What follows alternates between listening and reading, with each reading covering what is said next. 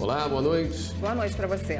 Quarta-feira é dia de sessão no Supremo Tribunal Federal. E o plenário do Supremo manteve hoje decisão que determina que Correios apresentem justificativa para demissões. A repórter Carla Lucena acompanhou a sessão e ao vivo tem os detalhes para a gente. Vamos falar com ela. Boa noite, Carla.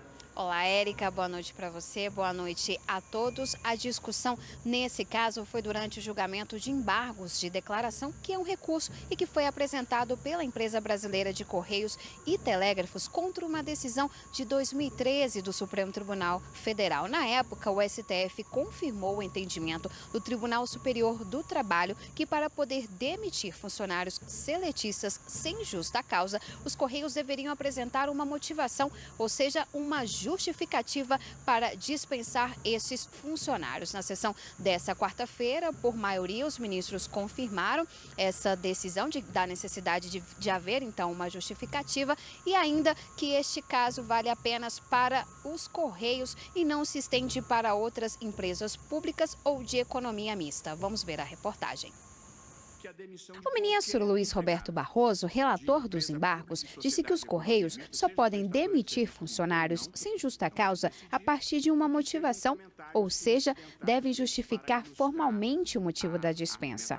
O ministro também ressaltou que outros pontos não poderiam ser decididos, como estabilidade, reintegração e até se a determinação do STF vale para outras empresas públicas ou de economia mista. Se o empregado é admitido por concurso público, a sua demissão tem que ser motivada.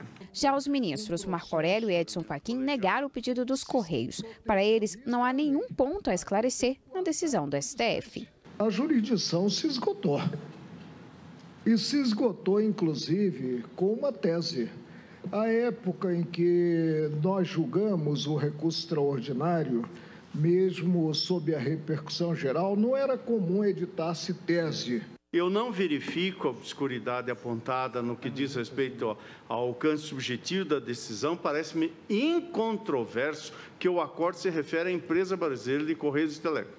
Não vejo nenhuma controvérsia. Mas, por maioria, o plenário decidiu julgar apenas parte do recurso para estabelecer a tese de que os Correios precisam apresentar os motivos no caso de dispensa do funcionário. Também não há necessidade de abrir processo administrativo. Quando se faz um processo seletivo ou um concurso público de ingresso, é preciso que a demissão siga inversamente o mesmo rito, ainda que aproximado. E restringimos a tese apenas ao que foi discutido especificamente nos autos, que era a situação da empresa brasileira de Correios e Telégrafos. Nada mais acho que seja necessário. A própria exigência, necessidade de motivação e já dispensa o processo administrativo. Administrativamente já não exige procedimento administrativo. A motivação tem de ser veiculada em algum instrumento. O que nós precisamos apenas é de um procedimento